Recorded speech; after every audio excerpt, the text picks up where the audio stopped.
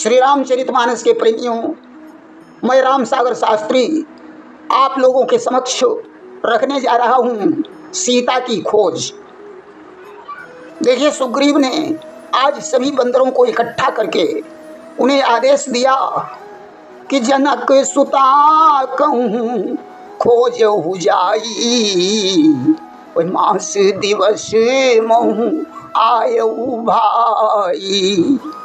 जाओ जानकी जी की खोज करो, परंतु इतना ध्यान रखना कि 1 महीने में बिना सुध लिए जो वापस लौटेगा उसका वध कर दिया जाएगा। इसके बाद उन्होंने अंगद, नल, नील, हनुमान और जामवंत से कहा कि सकल सुभट मिली दक्षिण जाहू, और सीता सुधि पूछे सब काहू। तुम सब श्रेष्ठ योद्धा मिलकर दक्षिण दिशा को जाओ और हर किसी से सीता जी का पता पूछो। आज रघुनाथ जी के चरणों में प्रणाम करके सारे सुबह चल दिए। सभी बंदर वन, नदी, तालाब, पर्वत और गुफाओं को खोजते चले जा रहे हैं। अगर रास्ते में कोई राक्षस मिल जाता है तो उसे मार डालते हैं।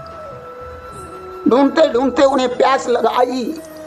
हनुमान जी ने एक पर्वत की चोटी पर खड़े होकर पृथ्वी के अंदर एक गुफा देखी। उसके ऊपर बगुले, हंस, चकवा, चकवी आदि पक्षी उड़ रहे थे। वहीं ऐसा कहा जाता है कि हंस और बगुले एक साथ नहीं रहते। यहाँ बक शब्द का प्रयोग बकने अर्थात बोलने के लिए प्रयोग किया गया है। बगुले वहाँ नहीं थे। आज पर्वत से उतरकर हनुमान जी सभी को लेकर उस विवर में घुस गए। विवर के अंदर जाकर उन्होंने देखा कि वहाँ उत्तम बगीचा और तालाब है। वहीं एक सुंदर मंदिर बना हुआ है जिसमें एक तपोमूर्ति बैठी, स्त्री बैठी हुई है। अब यहाँ एक प्रश्न आता है कि यक्षों और राक्षसों के भवन को मंदिर क्यों कह दिया? देखिए, यक्ष और राक्षस शिव के उपासक थे, इसलिए मंदिर कह दिया गया। दूसरी बात यह भी है कि मंदिर भवन का पर्यायवाची शब्द है। आज उस तपोमूर्ति स्त्री को देखकर सभी ने दूर से ही प्रणाम किया। उस तपोमूर्ति स्त्री के पूछने पर अपना सारा वृत्तांत बताया कि हम लोग जानकी जी को खोज रहे हैं, काफ़ी प्यास लगी हुई थी, इसलिए यहाँ आ गए हैं। तब उस तपोमूर्ति स्त्री ने कहा, जाओ सरोवर में जल पी लो और बगीचे से फलों को खा लो। तब तो सभी ने जाकर सरोवर में स्नान किया, जलपान करके मधुर फलों को खाया। इसके बाद उस तपोमूर्ति स्त्री ने अपनी सारी कथा सुनाई और कहा कि अब मैं श्री राम के पास जाऊंगी। इस बिल के अंदर आने वाला बाहर नहीं जा सकता है। मैं अपने तपोबल से बाहर निकल सकती हूँ और तुम्हें भी निकाल सकती हूँ।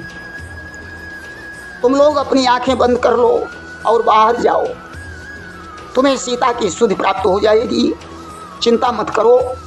अब तो यूँ उन्होंने अपनी आंखें बंद की और पुनः आंखें खोल करके देखा तो अपने को समुद्र के निकट खड़ा पाया कि नयन मूंदी पुनी देखई बीरा, ठाड़े सकल सिंधु के तीरा। और उधर वो तपस्विनी भगवान के पास पहुंची। उसने राम के चरणों में मस्तक झुकाया और बहुत प्रकार से विनती की। भगवान ने उसे अपनी अनपायनी भक्ति देकर उसे बद्रिकाश्रम को भेज दिया। सज्जनों, ये तपोमूर्ति स्त्री कौन थी? देखिए, पूर्व काल में विश्वकर्मा की हेमा नाम की एक कन्या थी जिसका दिव्य रूप था और जो नृत्य कला में बड़ी प्रवीण थी। एक बार हेमा ने नृत्य और गान से महादेव जी को प्रसन्न कर लिया। महादेव जी ने उसको यह दिव्य पुर प्रसाद में दिया, जिसमें वह 10 करोड़ वर्षों तक रही। यह तपोमयी स्त्री उसी हेमा की सखी थी, जिसका नाम स्वयं प्रभा था। मोक्ष की इच्छा से या विष्णु भगवान का आराधन कर रही थी। हेमा जब ब्रह्मलोक जाने लगी, तब उसने स्वयं प्रभा से कहा कि तुम अकेली यहाँ रहकर तपस्या करो। त्रेता में नारायण दशरथ के पुत्र बनेंगे, उनकी पत्नी का हरण होगा, उसे ढूंढते हुए वानर यहाँ आएंगे, तब तुम उनका पूजन करके रघुनाथ जी के पास जाकर उनकी स्तुति करना, तुम्हें विष्णु लोक प्राप्त हो जाएगा। अध्यात्म रामायण के अनुसार तो ऐसा लिखा हुआ है, परंतु वाल्मीकि जी लिखते हैं कि पहले महातेजस्वी मैं नामक एक मायावी असुर हुआ। उसने इस सुवर्णमय वन को अपनी माया से रचा था, और विश्वकर्मा नाम के एक दानव ने दिव्य स्वर्ण भवन बनाया, जिसने घोर वन में 1000 वर्षों तक तपस्या करके ब्रह्मा जी से वरदान में शुक्राचार्य की समस्त शिल्प विद्या प्राप्त कर ली थी। वह इस महावन में कुछ काल तक रहा। इसके बाद वह हेमा अप्सरा पर आसक्त हो गया। इंद्र ने उसे मार डाला। तब ब्रह्मा जी ने ये वन हेमा को दे दिया।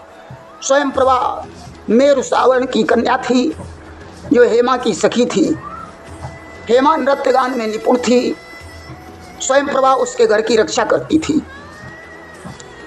वहीं कुछ संतों का ऐसा मत है कि स्वयं प्रभा ही विश्व मोहिनी थी, जिस पर नारद जी मोहित हुए थे। नारद जी भगवान के भक्त हैं, अतः भागवत अपराध होने के कारण भगवान विष्णु ने विश्व मोहिनी से कहा था कि इस अपराध का प्रायश्चित करने के लिए तुम जाकर तपस्या करो। इसलिए वह तपस्या कर रही थी। खैर जो भी हो, आज यहाँ वानर समुद्र के तट पर खड़े विचार करते हैं कि यहाँ विचार करहीं कपि। यहाँ कपि अर्थात बंदर विचार करते हैं मन में कि यहाँ विचार रहीं कपि मन माही, कि बीती अवधि काज कछु नाहीं। अब तो अवधि समाप्त हो गई, परंतु सीता जी की खबर नहीं मिली। बिना खबर के कैसे वापस जाएंगे? अंगद की आंखों में आंसू भरे हुए हैं। अंगद कहते हैं कि अब तो दोनों प्रकार से मृत्यु है। इधर सीता की खबर नहीं मिली और वहां चलने पर सुग्रीव प्राण दंड दे देंगे। जामवंत समझाते हैं, श्री राम जी के शरणों में प्रेम रखो, सारा काम बन जाएगा। उधर जटायु का भाई संपाति एक कंदरा में बैठा हुआ ये सब सुन रहा था। उसने बाहर निकलकर बहुत से बंदरों को देखा तो प्रसन्न हो गया कि बाहर होई देखी बहु कीसा, मोही आहार दीन जगदीशा। आज उसने देखा तो संपाति कहने लगा कि ईश्वर की बड़ी कृपा हो गई, जो घर बैठे बहुत सा भोजन प्राप्त हो गया। तो डर पे गीध वचन सुनी काना। अब तो सारे वानर भयभीत हो गए। अब यहाँ एक शंका बन जाती है कि जामवंत, हनुमान, अंगद जैसे बड़े बड़े योद्धा एक गीध को देखकर डर गए। क्या वे गीध से लड़ नहीं सकते थे? शंका बन जाती है। देखिए, वे इसलिए डर गए कि हम लोग राम का काज नहीं कर पाए। वे तो पहले से ही दोनों प्रकार की मृत्यु से भयभीत थे, और भयभीत मनुष्यों की गणना निर्बलों में होती है। अतः उनको अपने पराक्रम की सुध-बुध ही नहीं रह गई।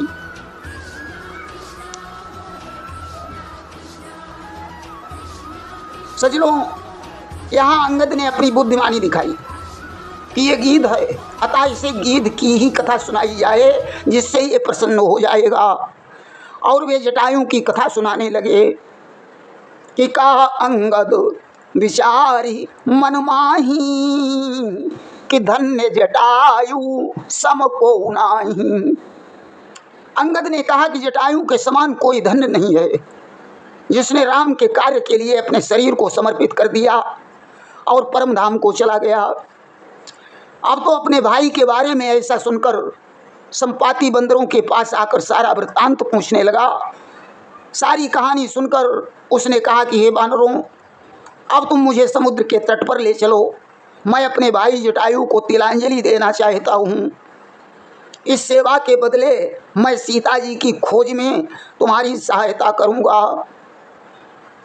अब यहाँ प्रश्न उठता है कि आखिर गिद्ध को उठाकर समुद्र के तट पर कौन ले गया?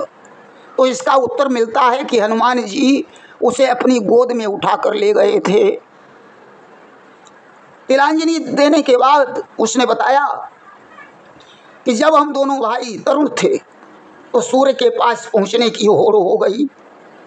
जटायु तो लौट आया, परंतु मैंने हिम्मत नहीं हारी और सूर्य के तेज से मेरे पंख जल गए और मैं पृथ्वी पर आ गिरा।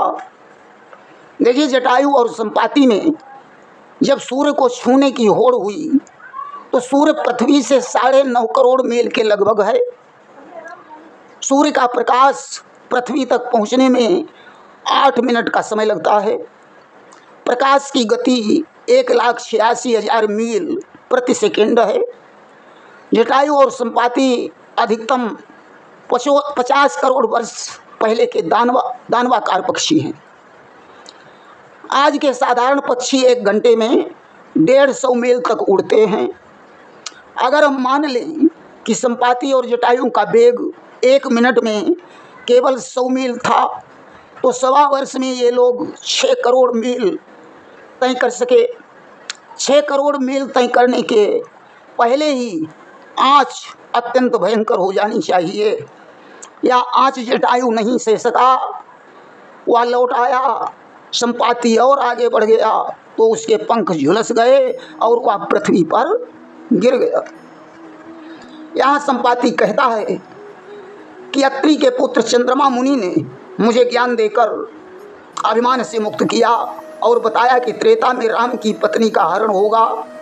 उनकी खोज में भगवान दूत भेजेंगे, उनसे मिलकर तुम पवित्र हो जाओगे और तुम्हारे पंख पुनः जम जाएंगे। उन्हें तुम सीता जी को दिखा देना। आज वह उनकी वाणी सत्य हो गई, अर्थात मेरे पंख जम आए हैं।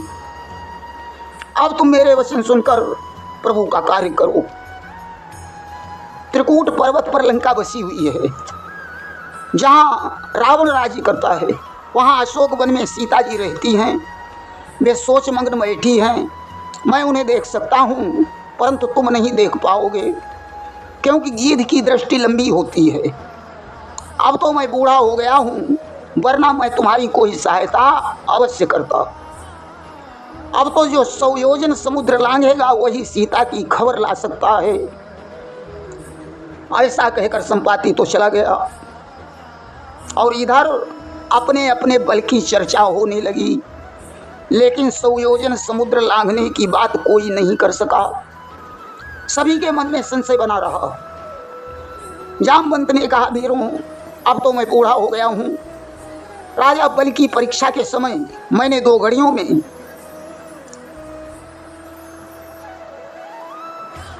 उनके शरीर की 7 प्रदक्षिणाएं की थीं, अर्थात 52 भगवान के शरीर की 7 परिक्रमाएं की थीं। तो यह सुनकर अंगद उठकर खड़े हो गए कि अंगद कहाई जाऊं मैं पारा, जिय संशय कछु फिरती बारा। अंगद कहता है कि मैं पार तो जा सकता हूँ, परंतु वापस लौटने में संदेह है। देखिए, गज नामक वानर ने 10 योजन, गवाक्ष ने 20 योजन, सरब ने 30 योजन, ऋषभ ने 40 योजन, गंधमादन ने 50 योजन, मयंद ने 60 योजन, दुविद ने 70 योजन, सुषेण ने 80 योजन, जामवंत ने 90 योजन जाने की शक्ति बताई थी। परंतु अंगद 100 योजन की बात कर रहे हैं, वापस आने में संदेह बता रहे हैं। इस संदेह को लेकर अनेकों विचार हैं। कोई कहता है कि अंगद जवान थे, लंका रूपवती स्त्रियों से भरी हुई थी, अतः अंगद ने सोचा कहीं मैं उन पर मोहित होकर न रह जाऊं।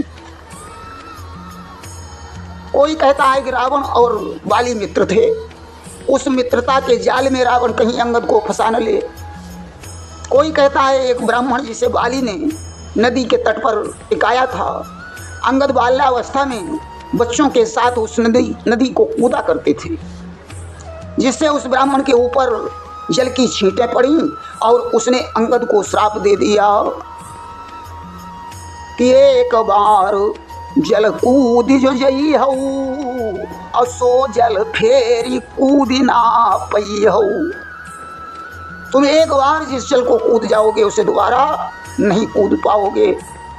तो कोई कहता है कि शक्ति के सन्मुख जाने से अंगद कूद तो जाएंगे, परंतु शक्ति से परांगमुख होने के कारण लौट नहीं पाएंगे।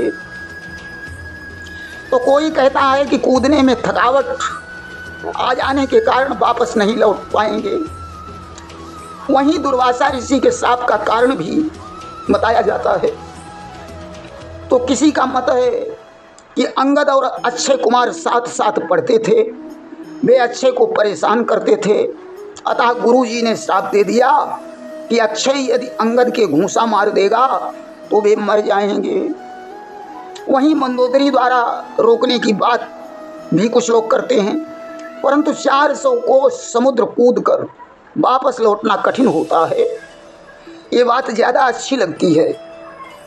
जो भी हो, जामवंत ने जिस समय हनुमंतलाल को जागृत किया तो वे समुद्र कूदने को तैयार हो गए। कि जामवंत कह सुनु हनुमाना, और का चुप साधी रहा बलवाना। प्रेम से बोलिए हनुमंतलाल की जय।